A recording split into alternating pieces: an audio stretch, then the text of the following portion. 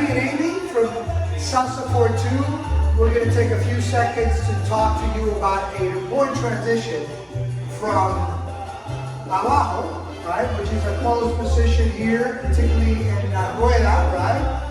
1, 2, 3, 5, 6, 7, to Dile Que No, where all the fun begins, right? When you separate and you kind of open and facing each other. A very important transition happens with her left foot on the 5 step.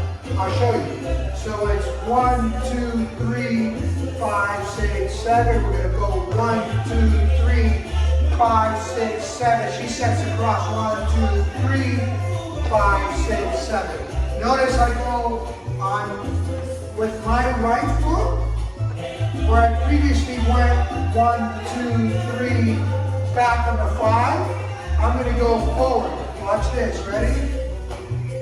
And I'm going to go 1, 2, 3, 5, 6, 7. 1, 2, 3, 5, 6, 7. I nudge her over so she comes back this way to the Abajo, right? 1, 2, 3. Pivot a little bit. 7. 1, 2, 3, 5, 6, 7. And we're going to Dile Que No.